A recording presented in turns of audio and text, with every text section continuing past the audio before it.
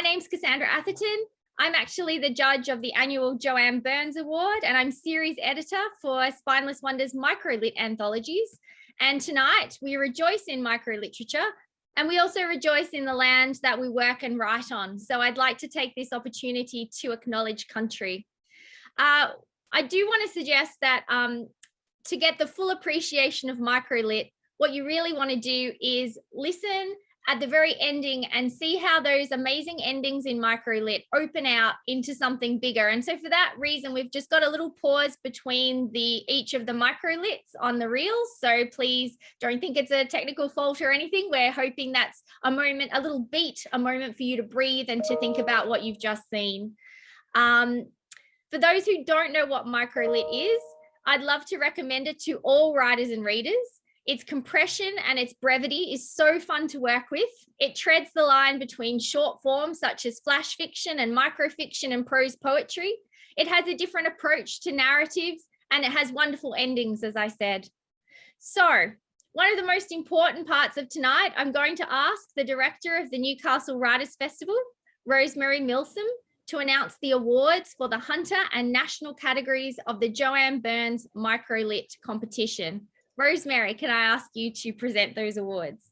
Hello, everyone. Welcome. It's so great that you could join us. What a strange year we've had, and to think that it's been just over a year since you all joined in our online program last April, and what a year it has been. And I think one of the amazing things about the past 12 months is it has reinforced how important writers are to our lives, and writing is to our lives and our well-being.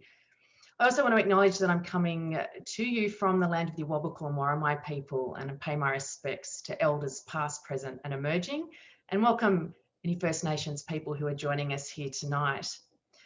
Thank you for supporting this collaboration between the Writers Festival and Spineless Wonders, which is now heading into its 6th year.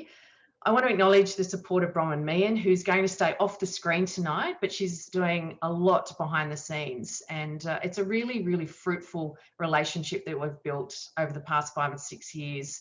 And I also want to thank Cassandra for taking on the role of host tonight. Thanks, Cassandra. The festival is committed to sharing stories, and I've always been pretty open about what format that takes. It's very broad. It's an opportunity for people from all genres, all levels of their career, emerging, aspiring, established writers to come to Newcastle and share their work. And I think the wonderful thing about the Joanne Burns Microlit Prize is its accessibility. Every year I'm so amazed and excited by the boundary kind of pushing entries that we get. And I have to acknowledge Joanne, who is listening tonight. A huge respect, and it is an honour and a privilege to host this award in collaboration with Spineless Wonders. It has been a strange 12 months, as I mentioned, but thank you all for joining forces and creating such an amazing collection. It really is a treasure trove, and I've enjoyed reading all the entries, and I get a sneak peek before the book's put together, which is really exciting. Now to our award winners. I'm here to virtually present the awards to the National and Hunter categories. And Jane O'Sullivan has received the National Award for Portals, and Deborah Van Heckeren, from Maitland, is our Hunter winner for If on an Anxious Wednesday, a Dreamer. So thank you so much to both award winners. Congratulations. And I'd like to welcome Jane, if possible, if she's there, to say a few words. Deborah hasn't joined us yet, but I'll keep the lookout. But Jane, would you like to say something? Thank you. Yeah, thank you very much. When my copy arrived, I was just, I can't tell you, I just demolished it in delight, because there's so many stories that, the unexpected twists and turns, and just the joy that I had reading it was, it was wonderful to be part of this anthology with so many amazing writers. I'm really thrilled. And thank you to Cassandra and to Bronwyn and to Joanne, of course. And I guess I just wanted to say, I think when you read this anthology, it's fairly clear that Spineless Wonders has a place in the literary world that gives a home to work that might not otherwise be published. So it was really fantastic to be part of this. And I just wanted to, I don't know how we do applause now in Zoom. Maybe we just flood the chat with clap emojis or something. So I just wanted to say thank you to Spineless Wonders for supporting new writing. think I've managed to add Debbie as a panelist. So I'm going to quickly see if I can unmute her and put her video on, and she may be able to say a few words. I would like to thank quite a few people without sounding too much like, you know, an Academy Award recipient. I'm just thrilled to receive this award, and I want to give thanks to the Spineless Wonders team, Cassandra Atherton, of course, the judge and editor, and Bronwyn Meehan, who has been an incredible help to me and given very friendly and generous assistance all the way through. I also want to thank Rosemary Milsom and the Newcastle Writers Festival for their continuing sponsorship of the Hunter Award. I also want to acknowledge a couple of good friends. One is Lynn Rogers, who actually told me about Spineless Wonders back in 2018, when I actually had my first publication in the Time volume. The other person I want to thank is sitting here with me now, out of shot, Helen Hopcroft, who's just been an endless support and given me great encouragement in the last few years that I've known her. Finally, congratulations to Jane O'Sullivan for that beautiful piece, and all the contributors of the anthology Pulped Fiction. It's a fabulous volume. So thank you everyone for your patience.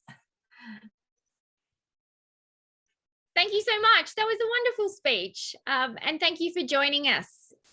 Congratulations again to Deborah and to Jane and to Lachlan for a great cocktail segment.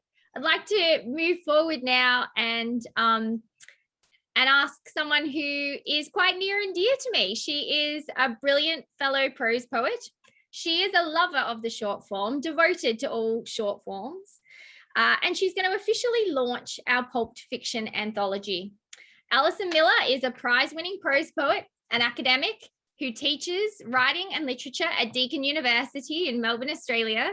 Her critical and creative work, which focuses on literature of the extremities, has appeared in both national and international publications and includes 3 books of prose poetry, Dream Animals, Picadon and Strange Creatures, as well as the critical monograph Haunted by Words, Scandalous Texts, and an edited collection, The Unfinished Atomic Bomb, Shadows and Reflections. So we're very lucky to have her and her earrings here tonight, Allyson. Welcome.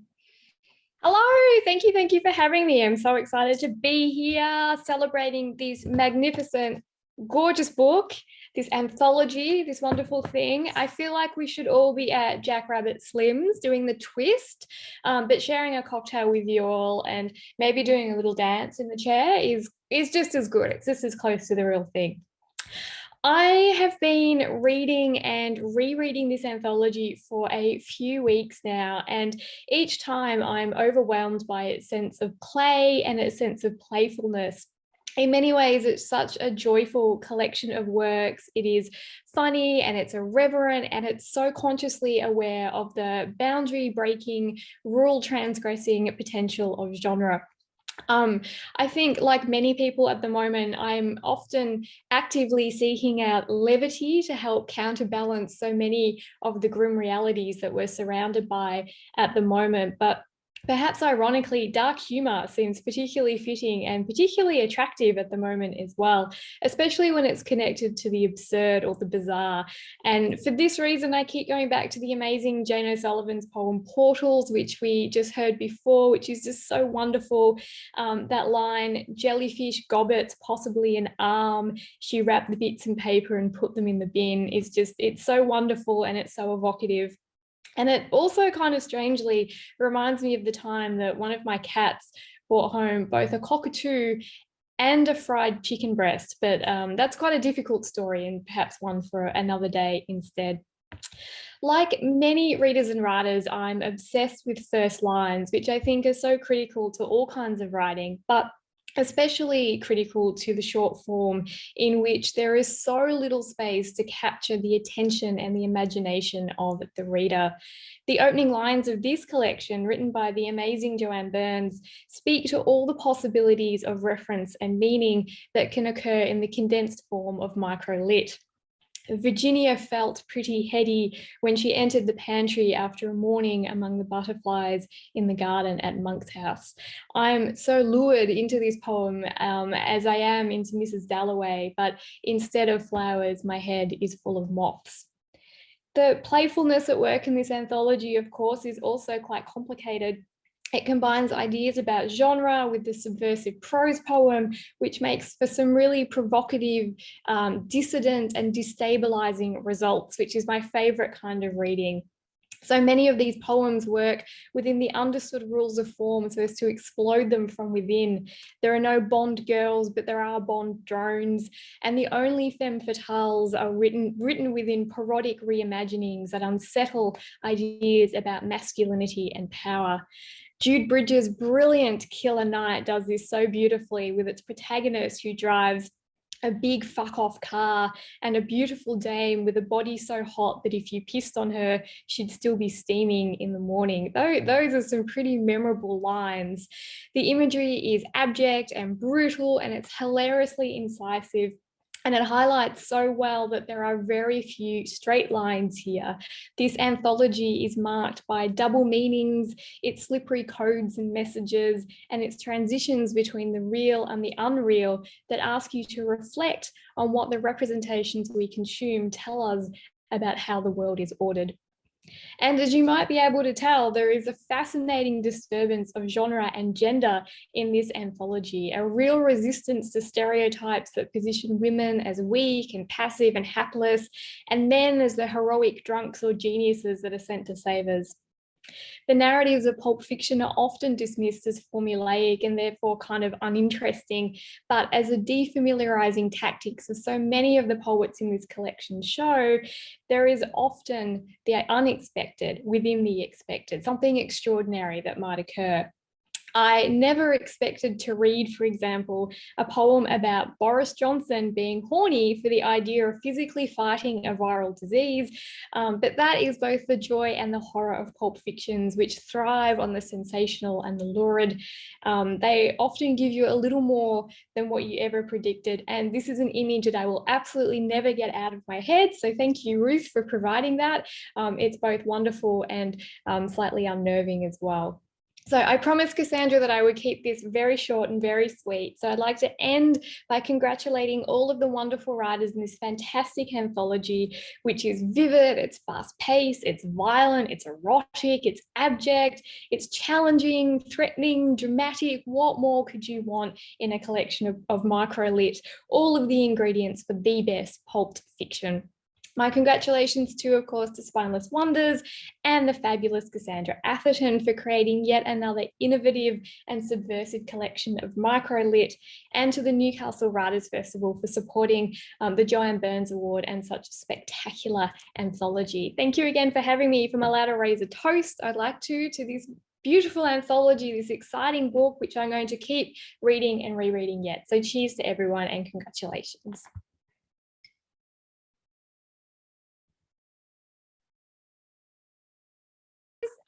And thank you so much for your words. I think that they're incredibly fitting, and to join together, you know, what you and Rosemary have both said in some dark times, it's great to have some wonderful literature to read. So thank you for such a wonderful speech to launch our microlit anthology. And because you've given us such a wonderful taste of so many of the pieces of microlit in this anthology, we're going to play our first reel.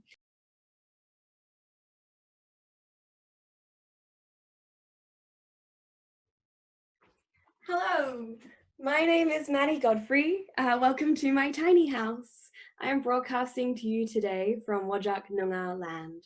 This always was, it always is, and it always will be Aboriginal land. I'm really proud and excited to be included in this collection.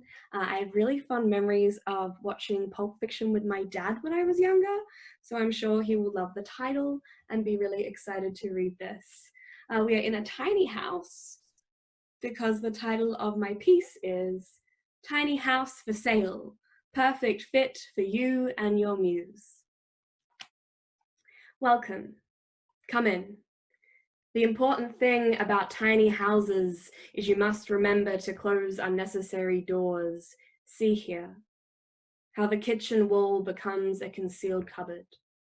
There's so much storage beneath the sustainably sourced ivory sink, but if you leave that bathroom door ajar, the hallway becomes an obstacle course of impossibility.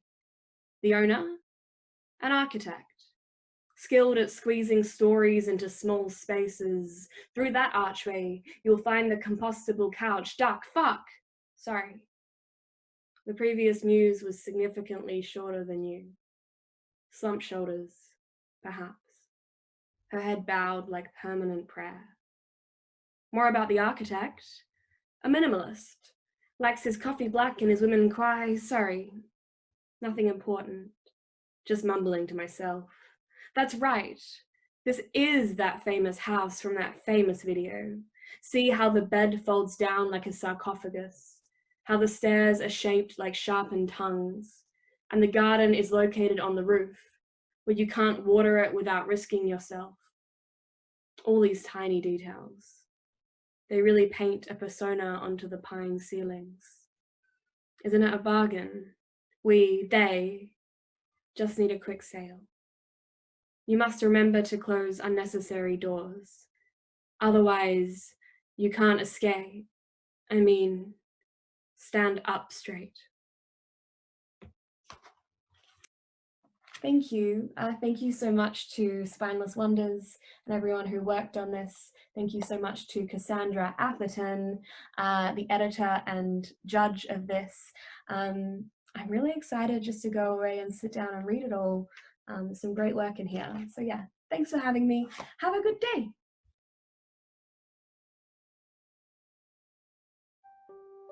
Bad Weather by Rosanna Licari.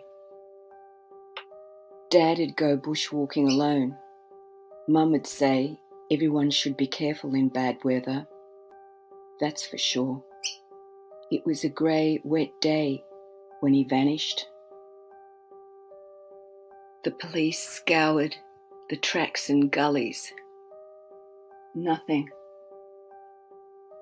It's easier to dig in the garden when it's wet.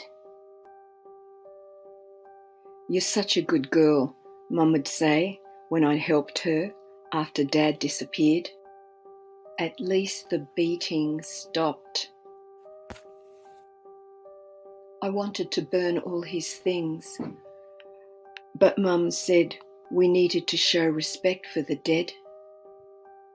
Every family has secrets. She didn't want to lose face. Years later, just after a big storm, I was down in a spot where she never let me dig. My spade hit something hard. I uncovered old bones. I'd done high school science. I got the picture. I turned and Mum was staring at me, leaning on her walking stick. None of us said a word. At the kitchen table, I never asked her how she got Dad to the bottom of the yard and into the garden bed. You know, the details.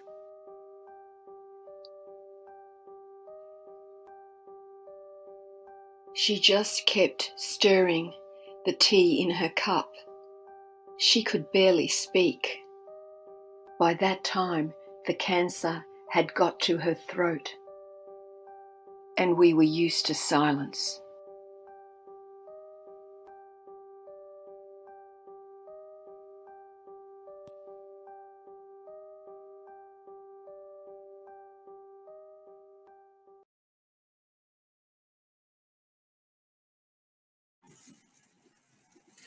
Splitting hairs. Northern rivers had violent accidents and serious crimes. A head was decapitated. In an interview with Detective David Keller, awash with world weariness, The hairdresser perp said that she'd cut the hair off one too many dickheads, so she cut off a head. Keller found himself sympathetic. The crime made sense.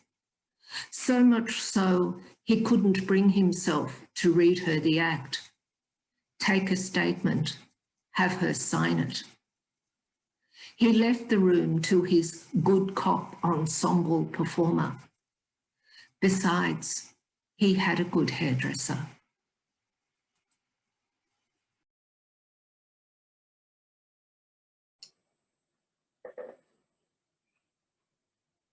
Times, they change.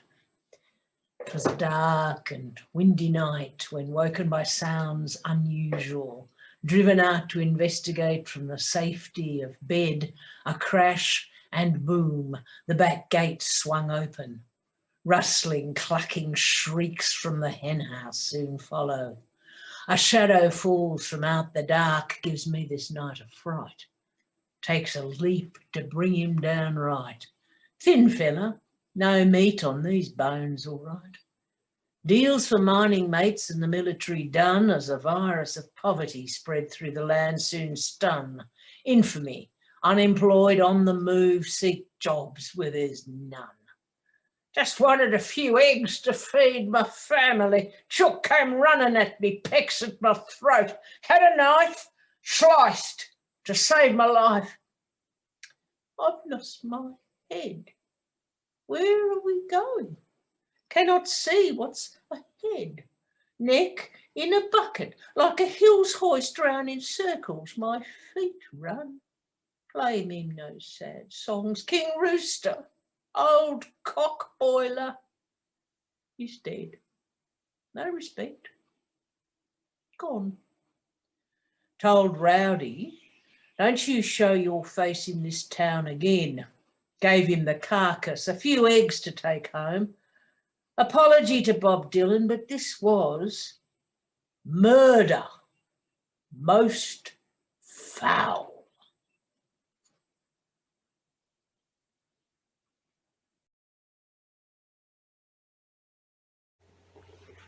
Good evening. My name is Sam Andrews, and this is my contribution to the Spineless Wonders Pulp Fiction compilation. It's titled A Marvelous Night. Dense fog covers the barren moor. Moonbeams dance, strands of silver swirling in the vapor. Rocky ground lies wet underfoot, treacherous. Any wrong step delivers a plunge into the circling bog that sucks and swallows hungrily. Beware a peat-filled grave. Howling, howling in the dark, then the thudding of a heart. Wild eyes roll, frosted ears strain. Was the inhuman baying in front or behind?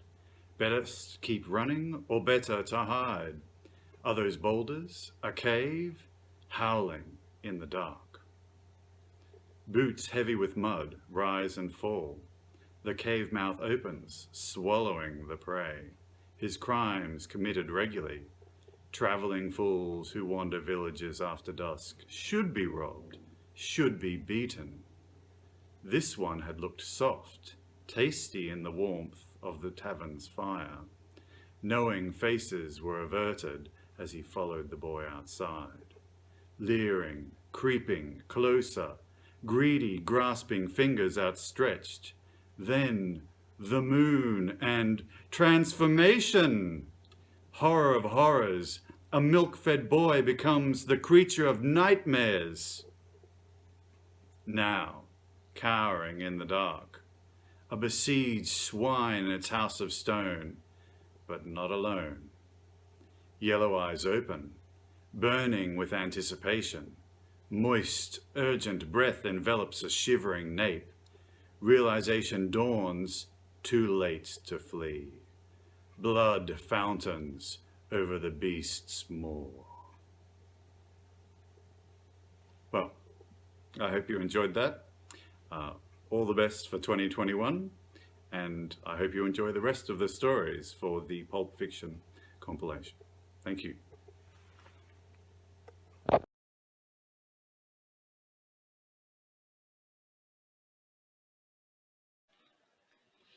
Hi, my name's Beth Spencer, and I'm going to read today from this book. And my piece is called, I don't know if you can see that, Benefits. And this is a take on the romance genre or anti-romance. And it's also got a nod to the Purloined Letter, which was one of Edgar Allan Poe's famous mystery stories. So it's about what we hide and what we reveal, often at the same time, and the kind of structures that haunt even unconventional relationships. Benefits. We cut our eye teeth on each other's hearts. That letter of yours late at night, what was that? Best forgotten. So now I love the smooth wall of your skin, pushing me away, inviting me in. Well protected, your ribs, a cage. You make sex a game, a twist. Wordplay, foreplay. Always the rules, so safe. Such a trick to find the soft center in that fist of hard words. My need for adventure, your need for conquest. And that strangely intimate linking of hands. And those words we must never speak, written late at night. Too long caught in a gauze too thick to untangle, each wound deep and red again, your hand over my mouth, your letter hidden in plain sight.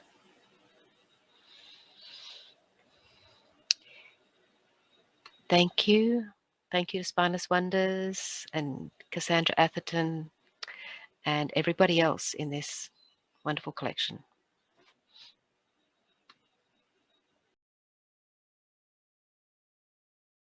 Hello, my name is Anne Booty and I'm really excited to be a finalist for this year's awards. My costume mashup is twin beaks, as you can see here, and my story tonight is a mix between Silence of the Lambs and When Harry Met Sally. So this is when Hanny met Buffalo Billy. He waited patiently. A butterfly, singular and beatific, lay thumping in his belly. He sighed. Hannibal was late. Texted to say he was picking up a Chianti. Bill had replied with a thumbs up, despite knowing he wouldn't find one at this hour. Although they'd spent time together online, this would be their first meeting in the flesh. The table was laid with a single layer of translucent skin, so as not to hide the poetry of knife marks underneath. Too many, and it's like peering through mud.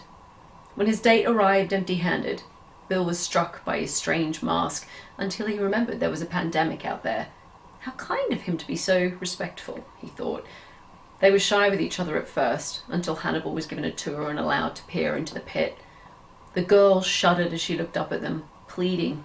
Something in her hands, perhaps meat, perhaps her own broken fingernails. I'll have what she's having, Hannibal joked. The words were lost, smothered by mask.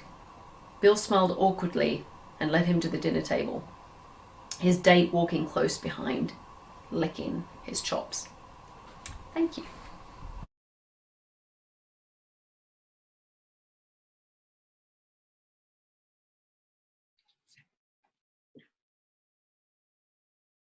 The coffee tasted bitter.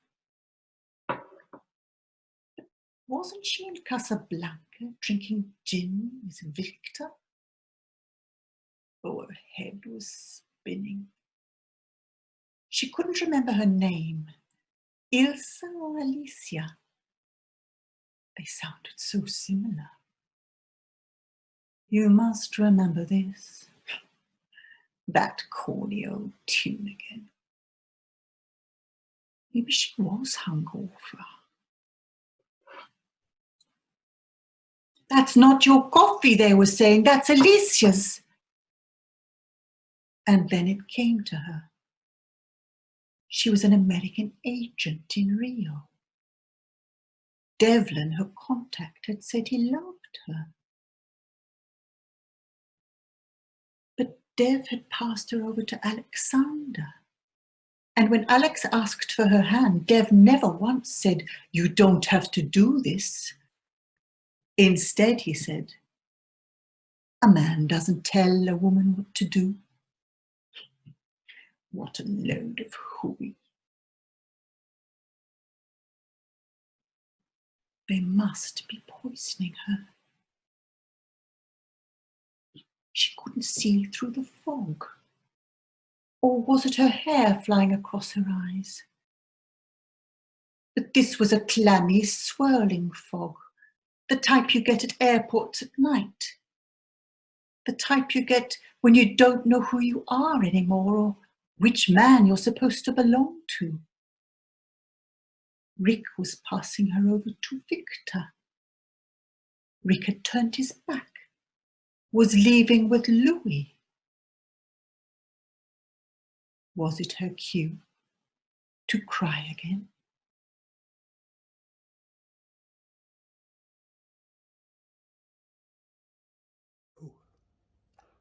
Writing for Godot. It is a truth universally acknowledged that the path of true love, true crime, and true adventure never did run smooth. Rom-com and Doreen must defy the slings and arrows of outrageously feuding families to consummate their passion. Sherlock Holmes and Bond, James Bond, must defeat the villainy of the Moriartys and Goldfingers of this world to earn their after-dinner port or martini, shaken, not stirred. Tintin and Luke Skywalker must risk life and limb, not to mention the faithful Snowy and R2-D2, in order to save the universe again. It keeps them busy. It keeps their authors even busier, writing and rewriting in blind faith that one day their publisher will come and see for the first time what a gem he is denying all the lonely readers. The path to publication rarely has been potted along smoothly. When they are not writing and rewriting, the authors pass their time talking to Vladimir and Estragon, Didi and Gogo. They talk about where they have been and what they did yesterday and what they are doing now. They are waiting for Godot. He sent a message that he couldn't come today, but he'd come tomorrow, without fail, again.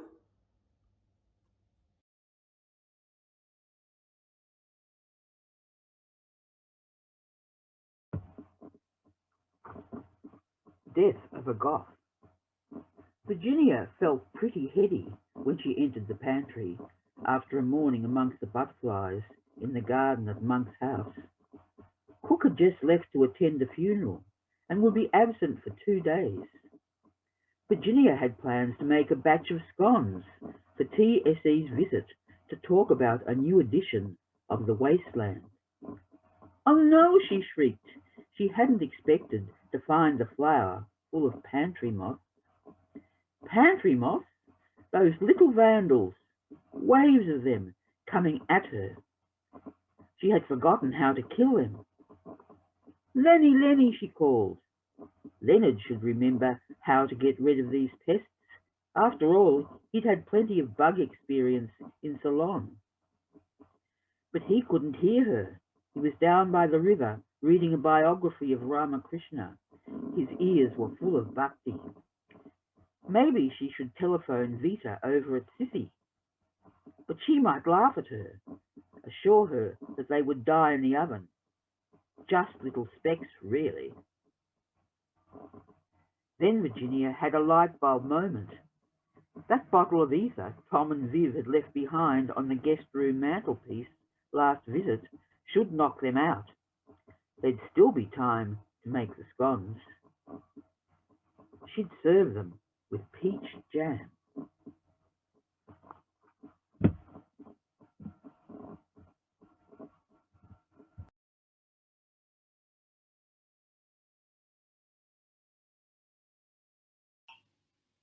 hard cases.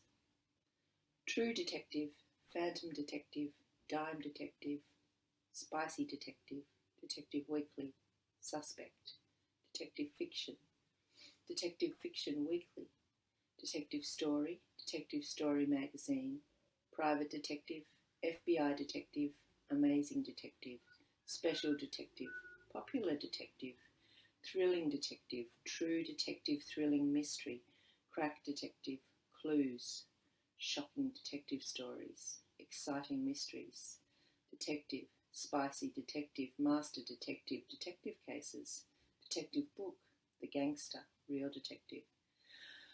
10 detective aces, the smell of murder, G-men, terror crime busters, complete detective novel magazine, smashing detective, black mask, all detective, women, crime, the corpse that walked, human detective, masked detective, triple detective, Ellery Queen's mystery magazine, detective short stories, national detective, speed mystery, dynamic detective, Flynn's Weekly, Space Detective, Fast Action Detective and Mystery, New Detective, Startling Detective, Front Page Detective, Payoff in Blood.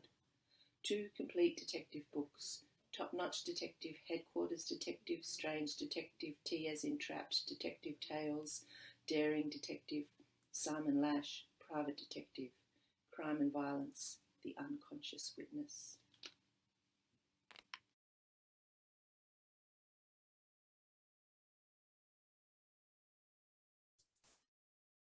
A cloud of damp grey misogyny rose from the dark streets and floated into my big fuck-off car's windows as I saw the dame standing on the side of the road.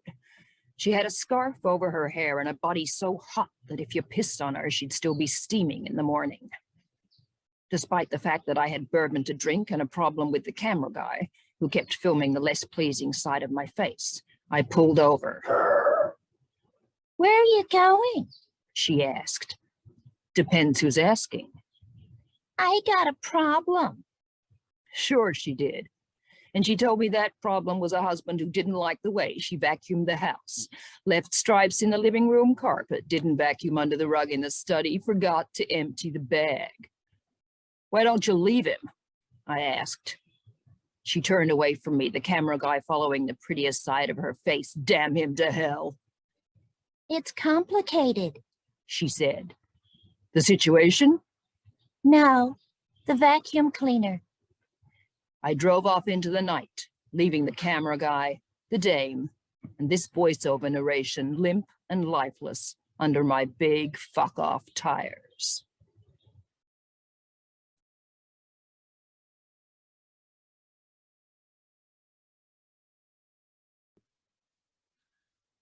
This is Pulped Fiction, Fearless. My name's Marco Flynn. Fearless. Leaping from the galloping pony onto a runaway train. Hanging from a butcher's hook by the wrists. Walking the tightrope suspended between skyscrapers. Lynch mob on the doorstep. Hairpin bends around the winding mountain pass, roads greasy, brake cables severed. Boiling oil cascading from the ramparts. Laser beams sizzling up the table between your legs. Hostile robots taking over the city. "Here, mein Herr, your choice of cyanide pill." The knock-knock of grave dirt on the polished coffin lid, muffled sound of scratching from within. Blackbeard swishing his cutlass makes you walk the plank. 5 fathoms down, oxygen tank on empty. Can anyone fly this plane? Geronimo! Oh no, a hole in the parachute. Firing squad at the ready. Aim. Swimming the crocodile-infested river, ivory too heavy for the canoe. Look out, cannibals! Simmering with carrots in the cooking pot, thrown into the arena, hungry lions pacing their cage. Beware of the Doberman. Doomsday clock ticking, and only you to decipher the secret code with the answer to everything. Abandoned without water in the desert, champagne all that's left, more bad cholesterol. You and I self-isolating, 13 more nights to survive.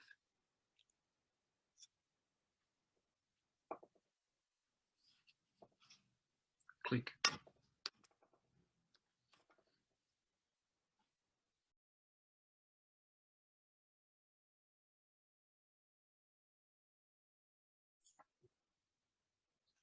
Hello everyone, my name's Kaya Rees. I'm going to be reading my piece, Bond Drone, from this year's anthology. When I grow up, I don't want to be a Bond girl. No, I want to be Bond's drone. Then I will execute the shots, gimbal yaw, pitch and roll, or dolly zoomed using the adjustment dial to circle the subject, sliding those joysticks around, creating an invisible lasso to pull the subject in tight, measuring the inside seam of his satin, slim fit tuxedo leg, slowly panning up, panning down. The loving energy of intelligent life batteries, TM, used to best effect with hero gear, TM. Don't forget the hard case full of spares for that panoramic over-the-ocean shot, where the orcas float to raid domesticated, antibiotic-fed salmon, their sonar pierced by the shrieking alarms fishermen have set to the sides of their net pens to disrupt the orcas' hunting instincts and to give them headaches for weeks.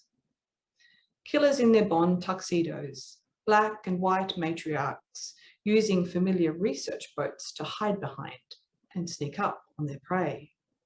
Bond grandmas and Bond mamas with their Bond babies, swimming the wide waters, teaching where to look for salmon, safe places to rest and give birth, and the best passages to chase the light across oceans. Thank you.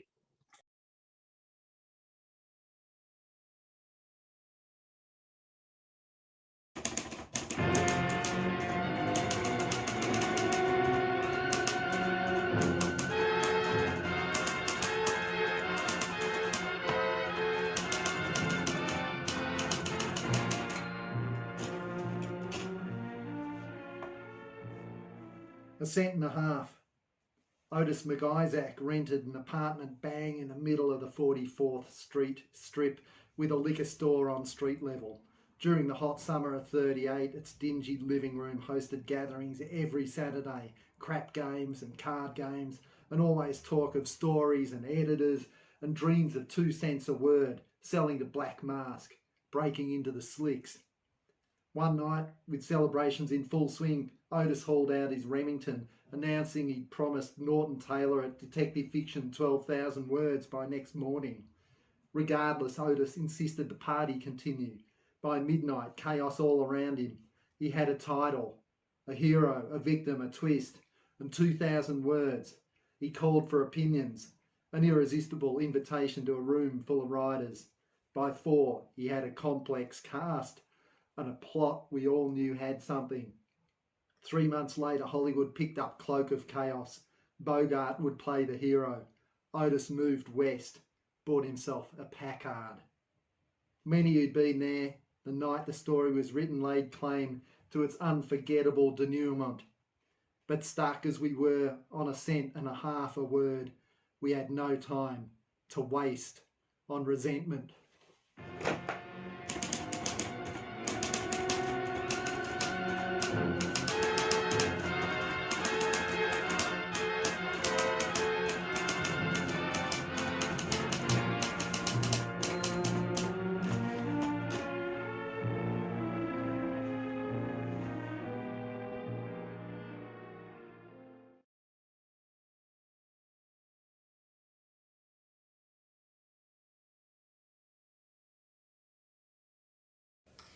Waste not, want not. A pinch of COVID-19 boredom, a touch of second lockdown madness, lashings of housewifely guilt, homegrown windfall oranges, sugar to taste, and a setting agent. Method. Salvage any early windfall oranges lying around the tree. Discard if the skin is broken or infested with insects. Leave in the pantry where fermentation and softening continue. When guilt sets in, and grandmother's words, waste not, want not, echo in the brain, roll on the bench to promote the release of juices, a kneading motion. Juice oranges, preferably coerce some male in house to assist. Discard the pips. Boil until approximately half the volume. Taste. Since windfall oranges are sour, add sugar to sweeten. Follow instructions on the packet of gelatin or other setting agent to determine the amount to use. If past use by date, increase by half. Dissolve in boiling orange juice. Pour into the jelly moulds and set. Unmould onto plates. Serve with any decoration available, such as tinsel and sparklers. Rating, 1 out of 5. Comments, disgusting. Windfall oranges are bitter. Sugar cannot disguise this fact. Consider adding vodka and turning into jelly shots, where taste is a secondary consideration and the chance of enjoyment greatly enhanced.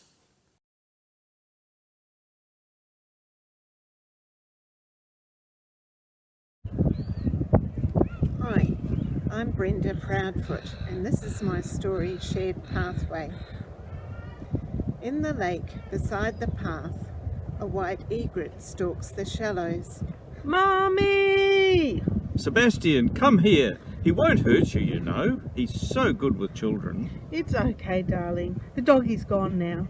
Do you want to ride your bike? Jeez, did you see how fast that guy was going? He had to be doing 30 k's at least. Bloody bike whip didn't even ring his bell. Yous pair are doing all right. You're going a fair speed. Caught anything? Nah, that's why it's called fishing, not catching. Over there, on that rock, a pied cormorant with wings outspread, a preacher blessing his flock. Soles scuff on the pavement as a weary jogger goes by. I haven't told him how I feel. He says... Parson on the right. It's osteoarthritis, I think. He cries when he jumps on the bed. Hey, you gonna pick that up? The rumble of a skateboard. A teenager careers past, eyes glued to his phone. See how the pelican lands with outstretched wings. His feet, like lifted skis, barely make a ripple.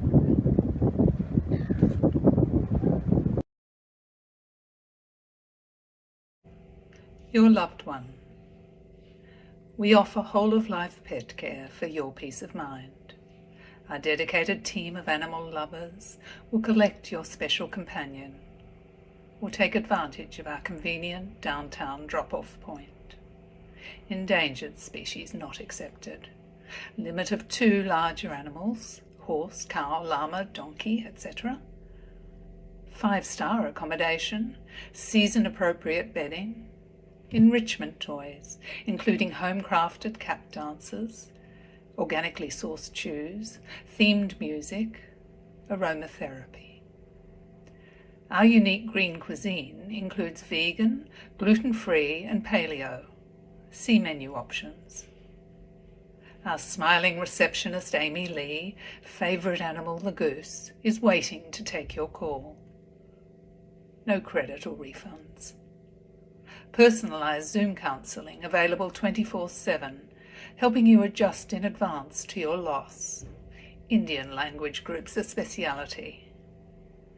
We also offer estate management, including garden maintenance, in-house pet care, and property sale or rent. Our accredited lawyer, favourite animal the mongoose, is on hand to guide you through the intricacies of leaving your world in our safe hands. And when their time comes, our joyful embalmer, favourite animal the snake, will fix a permanent wag on your little friend's tail before laying them to rest in our whispering glades, forever thinking of you. The sisterhood opens a window of opportunity.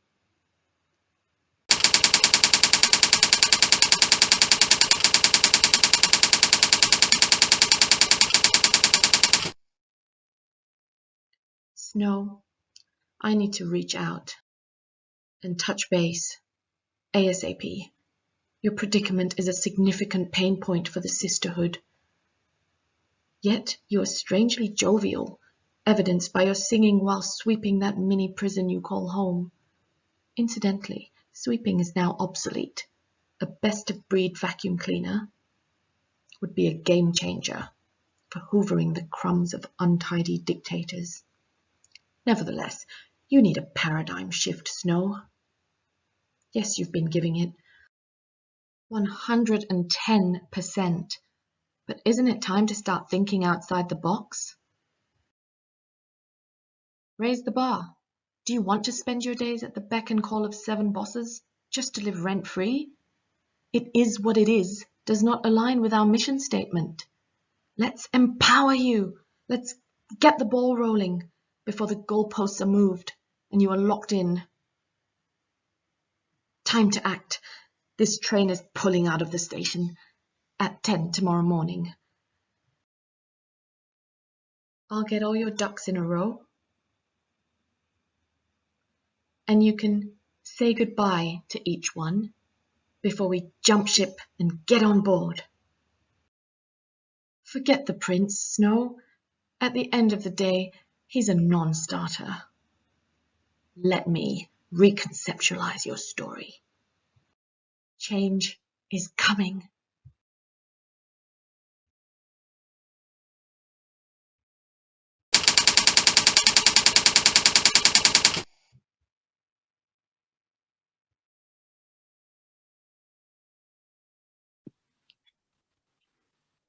Suits by Sandra Renew. When I was living in the world of the Beatles and a rebellious wayward princess, it was a time of romance and hope, strangely remembered as the best time of your life by suspect uncles and stiffly mannered aunts with life lessons to impart. Now, in insomniac dreams, I know the prince danced in strange vibrations, the most desirable thing in the vision being an Italian suit, softly draped fabric, dark over a crisp white cotton shirt and insouciant tie. No words in that age for what was strange or queer, desire for the image. Leave the body out of the picture or replace it with ambiguity in the suit, or to be honest, both of us in suits and crisp collared shirts, swoon material.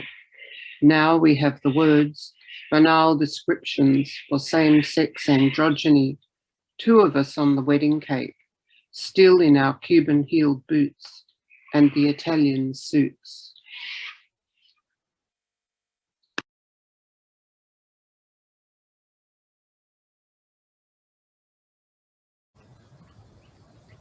My friend Jam once told me it can't be sunny every day.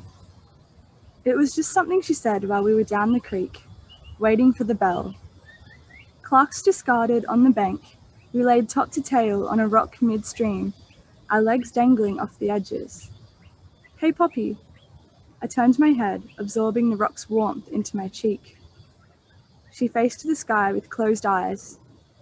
I stared into her ear canal, wondering if it really was possible to dig your finger in close enough to touch your brain. What do you want to be when you grow up? She asked. Don't know.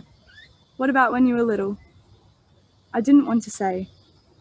The creek dribbled below, parting at our small island, rejoining at the other side. I used to want to be an astronaut, I confessed. That's hard. Maybe a weather woman? That's not the same. She smiled, eyes still shut. I closed mine too and saw the backs of my eyelids glow pink as the sunlight beamed over. Maybe I'll just lie on rocks under the sun for a living, I said. Just like this. I nodded. It can't be sunny every day.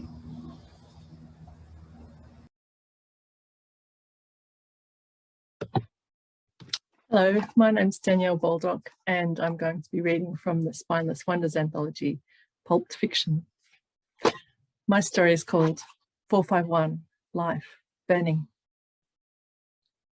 Flames eat words faster than she can read them. If she pauses to blow on her icy fingers, whole sentences disappear. She snatches back a black frilled page, yelps. His eyes flicker. What happened? Hurt my fingers. He smiles, kisses her hand. That's what you get for reading too slow. She's used up all their stock of fire bricks, newspapers pulped and compressed into lumpy rectangles that burn the clear blue light.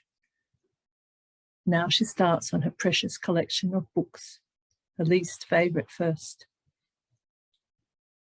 She holds off for as long as she can, but as ice hieroglyphs the windows and his breath grows ragged, she forces herself at last to her favourites.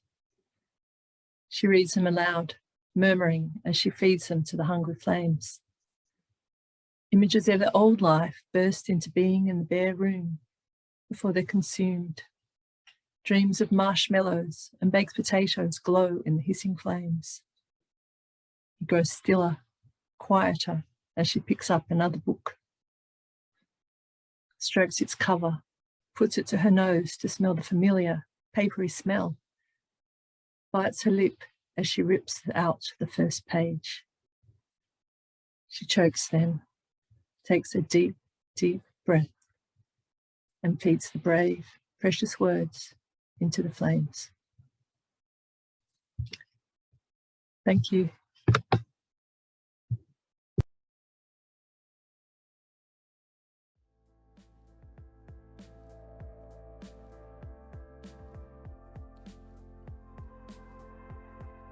Meet Tower 9 by me, Sam Elkin. I arrived at work to an all-staff email telling us that we had to move offices. It was the second time this year. I hadn't noticed any water leaks or cracks, but the scaffolding out the front was starting to feel permanent. As my colleagues and I stood in the elevator with our personal effects in boxes, I realised that the office movers had missed an umbrella I'd left at my desk. I went to fetch it.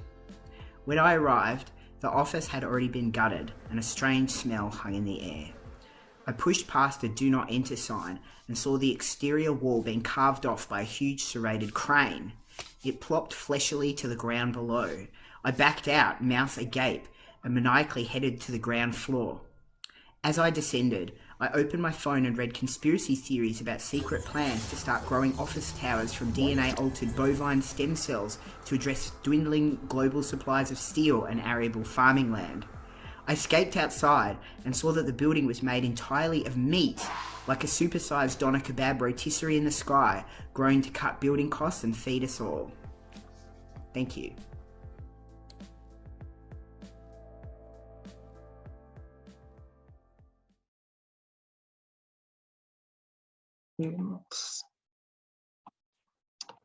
My lord,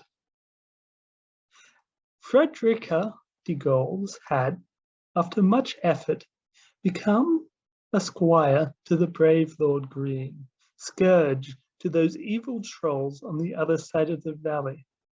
What did the trolls know of working, with their cushy jobs and cultural elitism? Truly the city of leftist libertaria was a hellish place, devoted to the demise of the hardy settlement of conservator libertarian. The worst thing, though, was their dark lord, Helleron, who constantly lied about the corruption of Lord Green. Grandirex was just finishing her breakfast and reading the news. Those trolls and the Dark Lord on the other side of the valley in conservator libertarian made her angry. Lord Green was corrupt and a liar who oppressed the whole valley, but the inhabitants of conservator libertarian refused to admit it. War had raged for centuries. Admiral Jefferson was a proudly serving member of the Galactic Collective. As he sat in his cabin aboard his star frigate, he couldn't help but chuckle.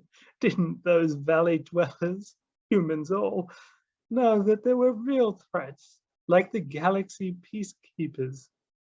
Aboard his flagship, Admiral Peterson of the Galaxy Peacekeepers was thinking the same thing about the Galactic Collective.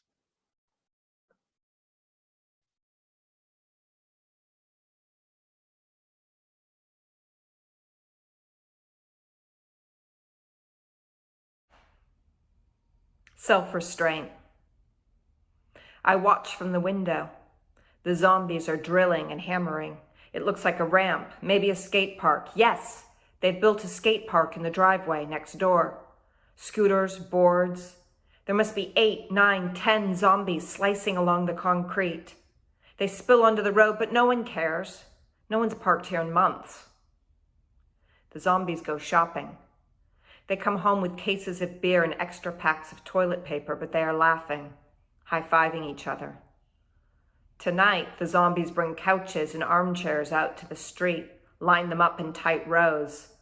A screen has been erected at the end of the block, so my cul-de-sac is now an outdoor cinema. Someone has ordered pizza.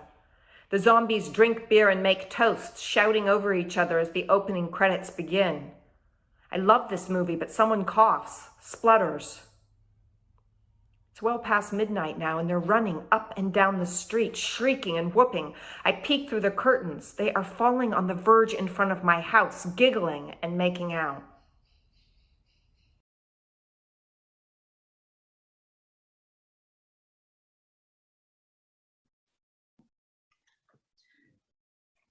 The husbands of the village take turns to spit at me as I'm carried to the end of the pier. I make a show of trying to squirm free from the ropes that bind me to the ducking stool, but these men spend 8 months of the year at sea and are able to tie knots with the same precision and dexterity with which they stroke themselves to ecstasy. I am dangled over the edge of the water, black and beckoning. The men announce the accusations against me, deciding that my nature must be tested. Depending on the result, I will be either left to the sea or set alight. Their fate is already set. The stool is lowered, and I am sure to smile at the crowd in gratitude. They are sending me home. As the salt water surrounds me, my body undulates from its guise, the ocean washing away this mortal flesh. I am finally ready to complete the task that their wives summoned me for. Although I will certainly feast heartily, some of the younger ones will look so pretty as they float anchored to my sandy bed, preserved forever in the brine.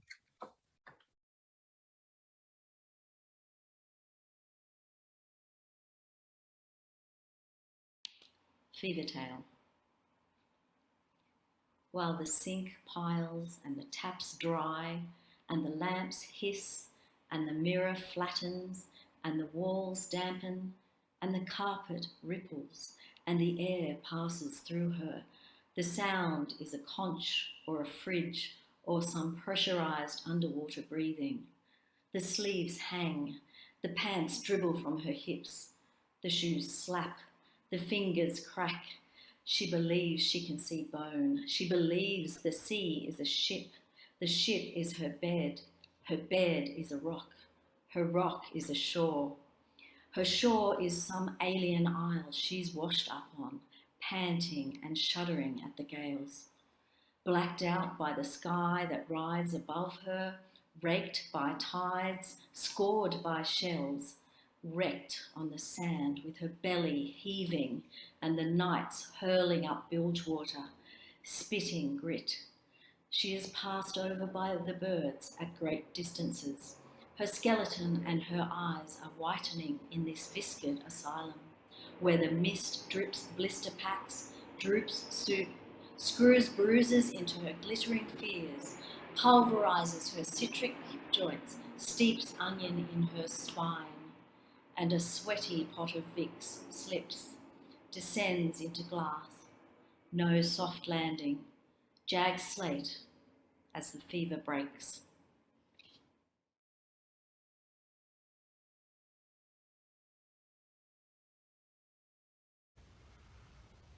I'm Adria Castellucci, and this is Seafoam, Redux. I'm ready. The sea witch opened her eyes and stared at the mermaid, saying nothing. I mean it this time. The sea witch sighed. How many times have you come to me in the middle of the night, then swum straight back to your father's kingdom? You have no idea what you want. The mermaid flushed. Her silver scales trembled with defiance. I'm not leaving. The sea witch swam closer, the ripples of her wake lapping against the mermaid's skin. You realize you can never return. They won't accept you back. The mermaid swallowed, nodded. The sea witch retreated to the depths of her cave, returned with a string of fat, lustrous pearls. "What's this?"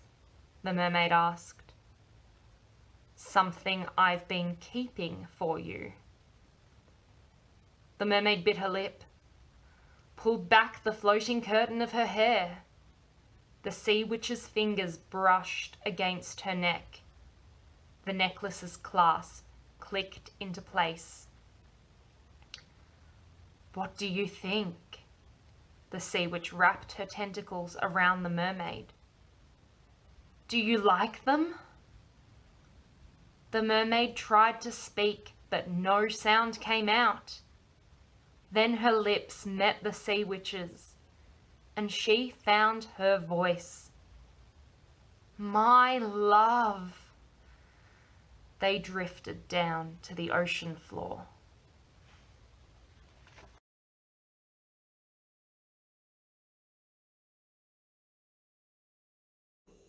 See What You Made Zeus Do, Part 1. Zeus snapped the reins of the chariot, and the horses sped towards Olympus.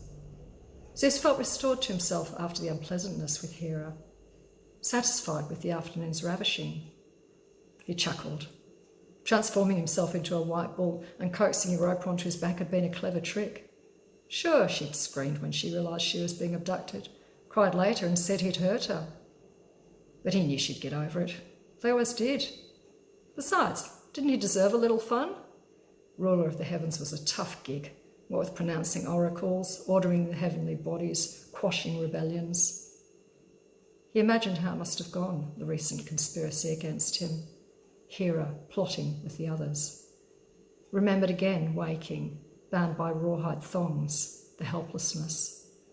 Heard again the Olympians jeering, "Full of yourself," and "Sulk when you don't get your way." Well, he'd taught them all a lesson, hadn't he? Hurled thunderbolts, paid out on his wife. Just remembering how she begged as he tied an anvil at each ankle and hung her from the sky, returned the smile to his lips. Next, a banquet of nectar and ambrosia. He'd shown her who was boss. Now he'd keep her sweet.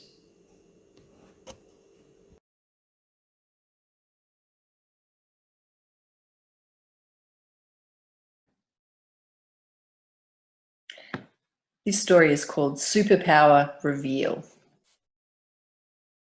The day they assigned our superpowers, we were sitting on the deck. Jeff had made margaritas, and Pavani and I had ordered pizza to celebrate Jeff's new job at the car yard. That's when the fortune cookies strapped to cocktail umbrellas floated down above our heads. Jeff's arrived first. He dropped the umbrella into his drink, cracked the cookie, and read the message. "Can communicate with reptiles." "Yes!" he cried. Pavani went next. She ate her cookie and pulled the slip of paper from her mouth. "Can see through double brick." She punched the air, victorious. Now we had proper reason to celebrate. I tucked my cookie into my bra for later, and we headed to the pub for another round of margaritas. It was dark by the time we got home, so it took us a moment to work out what had happened to the house. We walked closer and saw the breach in the earth, the soil tumbling into the sinkhole. There was the roof, 100 feet below us. "What's your superpower, Anna?" Pavani asked me hopefully. Maybe I could fix this. I opened my cookie, holding my breath. "Can translate Latin into 15 modern languages," I read aloud. It's really been wonderful, and I just want to close by thanking a few people, especially you for keeping with us right through to the end of this extraordinary evening. I want to thank our special guest, Allyson Miller, who launched the Pulp Fiction anthology in such an entertaining way. Thanks to all of the authors who participated in tonight's event. We thoroughly enjoyed the performances of your microlit, and I loved all of the comments in the chat. Some of my favorite people are in the chat this evening, so thank you for being generous with your comments and showing us how much you're enjoying microlit. Thanks to Lachlan Doig, our wonderful bartender. I think we'll all need a pina colada of some kind and a walk in the rain in the next couple of weeks. I'd like to thank our amazing publishing interns, Megan Dunk and Siobhan Doig, for working behind the scenes to make this all happen. Thanks as ever to the very creative publicist, Hannah Oakshott, and to the brilliant publisher, Bronwyn Meehan. We wouldn't be here tonight without her love of micro-literature and her leading of the short form in Australia. We could not have had this crazy online event without the wonderful Rosemary Milsom, director of the Newcastle Writers Festival. We're so grateful to have this marvelous regional festival co-sponsoring the Joanne Burns Microlit Awards with Spineless Wonders each year. It's such a pleasure and such a joy. So thank you for joining us at the launch of the Pulped Fiction this evening. I'm going to hold the book up one last time because it is quite an extraordinary book. If you haven't got one, get online and get one at Spineless Wonders. You won't be disappointed. And thank you for joining us this evening. See you again soon. Bye.